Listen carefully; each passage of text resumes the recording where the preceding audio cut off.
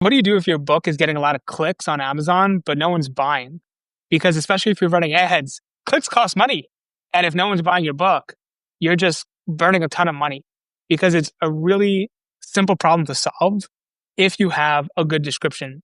Now, I had this with a client recently who we 5x'd his click-through rate with his title and his book cover. But all those people going to the page, we're not doing anything. We're not buying. We were seeing no sales. It was gross. We were seeing a maximum of maybe 6 sales a month if we were lucky. But I changed something that got us 21 sales in a single day.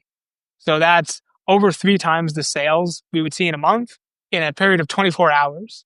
And I want to show you the exact formula that I use to write winning book descriptions. So let's jump into it. So when we started with David's book, his description was here's what the book's about, right? The comprehensive guide to supply chain optimization leverages best-in-class methodologies for enterprise transformation, which didn't work because here's what no one wants to tell you. By the time someone's reading your description, they're 1 foot out the door. They've seen a million books. They're skeptical. They're tired. They're in pain. They just want a book that can help them out. And your description has one job: prove that you understand their problem better than you do. It takes 6 parts.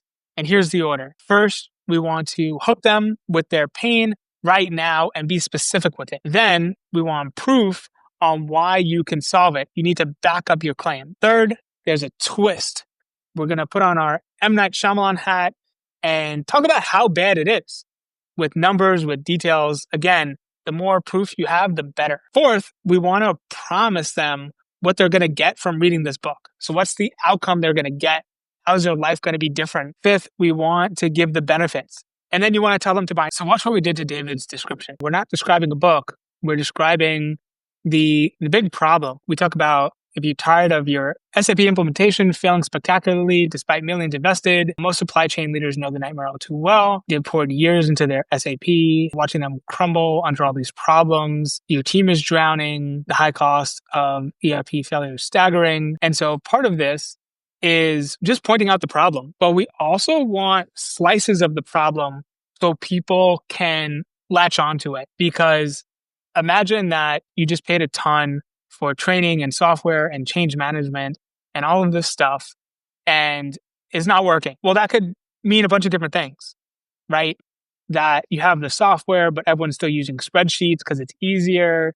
I know someone who is paying like several $1 million a year, and it took them a month to get accurate reporting on their business. Take the problem and pick it apart. A good tool for this is creating what's called an empathy map, where you can pick apart what do people say about the problem? What do they hear? What do they feel? Use that in this description. And you see that I don't labor on and on about it. I have 3 or 4 sentences about it. And then I transition into number 2, proof that McKinsey shows 70% of implementations flop. Deloitte talks about a 75% failure rate, which those are great numbers. Those are credible sources, but it 10 to 20 million wasted per project in lost productivity, right? Now they're thinking, this is my problem. I'm not alone here. I'm not the problem.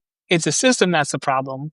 People are talking about this problem and I need to fix it. Then we introduce the expertise of David. So we basically say, what if you could turn this around? Well, we have this book, and we're not just talking about the problem and establishing that it's real, that their feelings are valid, all of that stuff, but we have a 5-step proven framework and methodology from fixing these supply chains. And we go into why David is a great fit. And we don't overly explain what we're doing. We give specific benefit bullets that we can pull out. So that's super handy. And I like I call them SMART bullets, because they're specific, measurable, achievable, and timely. They would be smart, like SMART goals, but achievable and realistic seem too similar to me. So just make your bullets wicked smart instead. And we don't use this just for David. So we have different versions of this. So this is with a financial advisor I was working with, where we talk about, like, as a business owner, you have full control over your life, but what comes next, right? So the problem that we're talking about here is entrepreneurs feel out of control in terms of they didn't know what they were doing for retirement. They were just going to work in their business, I guess, forever, but it doesn't have to be that way, because you can structure your money with a financial machine and understand how to follow these 7 steps with this scorecard. Eric's a trusted advisor for decades, and he has some proof behind him. And so we have this step-by-step guide, and we go really specific in these bullets, even mentioning page numbers. So these are the best examples of bullets that I have where you can see how wicked smart they are because we have it specific. 7-piece roadmap, 15 years as a financial advisor. Even the page number gives it specificity. We also try to make it measurable. So there's 7 pieces. You can step through the pieces. A lot of this one just focuses on the achievability of it. So it's like, you don't have to read a ton of books to understand what you need to do. You can actually save time and buy this book to solve your problem. And we do the same thing here, right? So page 18, I show you exactly how to do this. It's from a 3-level hierarchy of wealth. Safety is step number 1. So again, we're showing them, here's specifically what's in the book. We have my book, The Book That Gets Clients, which is much shorter. So how to use a $10 book and a $10 ad to build a premium pipeline, like the 3-part quiet client engine that works even when you're offline, all of this stuff. But again, it starts with the problem. Most books don't get clients, period. They sit on shelves like business cards, but this is different. And then it kind of adds a little bit of credibility, but it focuses more on the book instead of my credibility. So, I mean, I could definitely rewrite this now that I'm looking at it and feeling self-conscious, but that's why I have this full framework, which is awesome. I'll finish this one as an example too. And this is more for high-end B2B sales as well, where we edify Richard Vanderbloom, and we don't really start with the problem, but we have so much proof in here that it's almost speaking to a more sophisticated market that knows they have a problem and they're looking for the actual solution. And that happens in some marketplaces, like selling on LinkedIn. When people want to sell on LinkedIn, they're not just figuring out, oh, I can make sales on LinkedIn. A lot of the times they're trying to figure out the best way to do so. Maybe they see an AI software. Maybe they see someone posting that they got a lot of sales on LinkedIn, but they don't know who to trust. They're overcomplicating it. They're overwhelmed. And so this comes in, and the problem is who can teach me this in a simple way. So we lead much more directly with a lot more proof. And so sometimes when your market is more sophisticated, the problem that you're addressing isn't necessarily how do I do something, but who do I trust? And you might be thinking, I don't have, 300,000 B2B pros that I'm helping out or anything like this. But what you can do is find one client result and dimensionalize it. So you don't need all of those results or McKinsey studies or anything to start. There's 4 things that you can do that can help you out a lot. The first one is focus on one good client result or one result you've gotten and dimensionalize it. So that's why I wrote The Book That Gets Clients, to be my own case study and say, hey, I wrote this book in under a month. I launched it and got 48 5-star reviews and 1 4-star review in like a month. That's my case study. And now I'm using it to close high ticket deals and get booked calls and do all this stuff. And it's awesome. And the more I do this for myself, the more clients that I attract and the more big wins I get for them. And it fuels my business literally. But when I started off, I've done bits and pieces of this process for clients, but I couldn't use all those studies due to NDAs, and it wasn't directly related to this full system. So I went and I invented this proof. Other things that help a lot too are borrowing from authorities.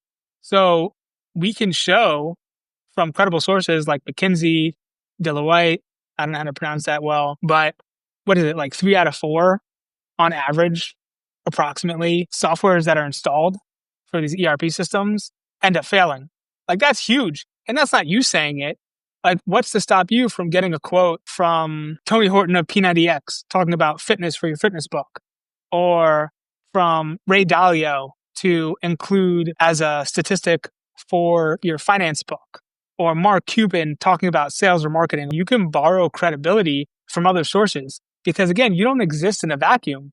You can use what other people are talking about to give credibility and proof behind what you're talking about. Just to take a step back, we've given a lot of tactics, but you know your proof is good if you're making your message clear.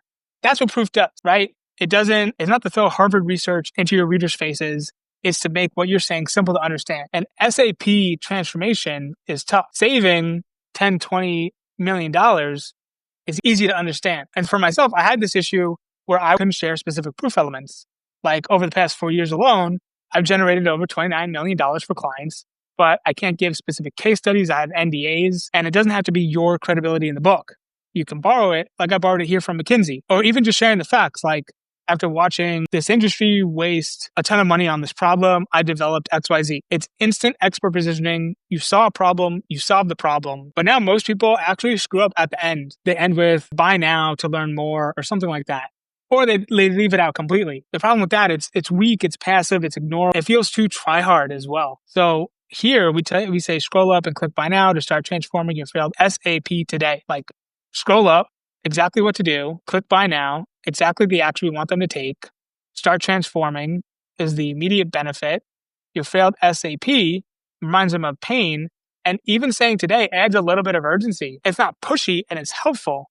Like, hey, you clearly need this. Here's how to get it. You don't need to whip out a thesaurus and tell people to explore your solution today. And you don't need to say buy now super directly. We want to give directions. Like I used to work at a hospital and our rule was if someone was lost, we take them to the first turn and help them from there. So ideally you can escort someone the whole way, but it's a hospital, people are busy, but you can lead them part of the way and give them the rest of the directions. Look, your description only matters if people find your book.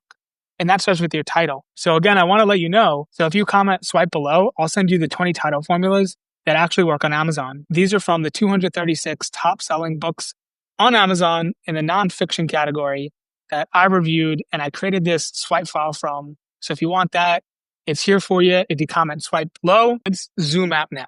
Here's what we talked about. First, express it and fix your cover. Then fix your description to get more sales. The result of this with David was 21 sales in a day from a book that was dead and lucky to make 6 sales per month. So if you want more proof, look at my book, The Book That Gets Clients. The title promises a specific result.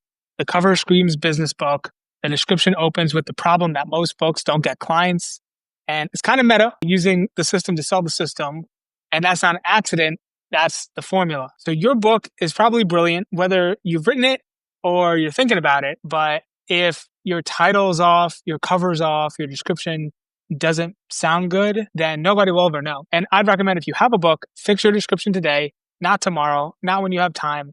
Try to get it done today.